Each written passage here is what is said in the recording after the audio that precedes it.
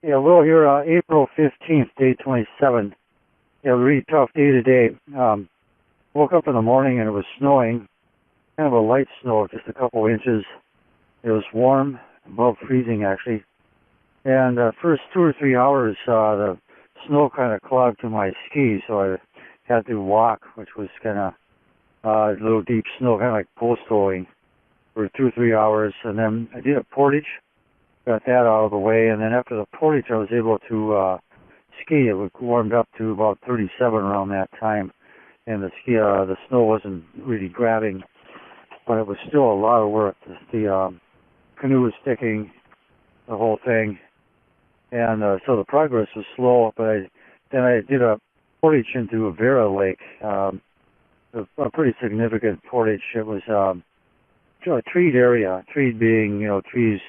These are kind of stunted trees, about 20 feet, 25 feet, but it was quite treed in, and it hadn't been a fire here for a long time. And when you get trees like that, you always have deep snow.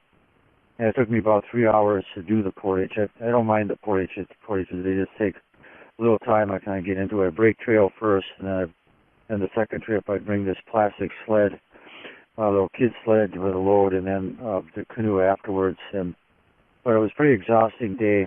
I didn't make a lot of progress other than the two portages, and I'm camped here in Vera Lake. The temperature is about 27. The snow here is just kind of local. It's you can see the sun almost all day. It was kind of a snowy drizzle. It actually got up to 40 degrees, so I may get up early to see if it freezes. If there's a crust, which I doubt, I'll be able to ski on it, but I'll check it out. I imagine it's going to be kind of warm again tomorrow.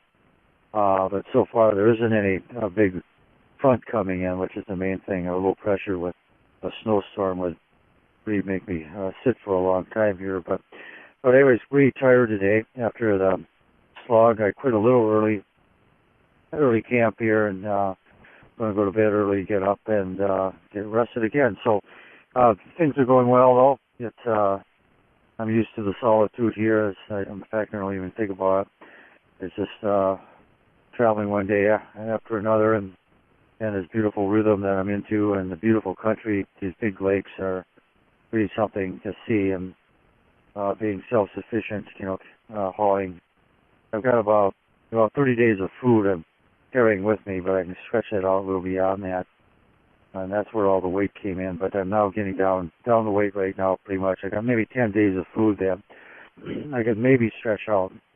There's a limit there, because if you start chincing on your food, then you get weak, and then for the long run, I mean, if it's the end of the expedition, you can always go on rations because you can rest, but you gotta look down the long run here, so you can't really cut back too much on the food, or else in the long run, and you really pay for it. But pretty well where I wanted to be at this time in terms of the amount of food, and where the resupply, I'll probably hit that exactly where I want it to be.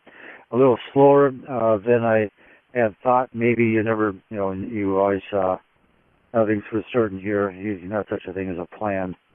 But I thought I might get a little bit more warmer weather early on, the trails and so forth. But all that didn't happen, and that was just the way of the game and part of the adventure here. So I'll sign out. Might check Vera Lake on the map there, my location. You'll see this lake has a lot of bays and channels, and it's real complicated. The problem here is it's not so. It hasn't had the influence of the wind because of all these bays. So I'm hoping that maybe this crust will freeze up. So I'll check out 15th of April, day 27. Over and out.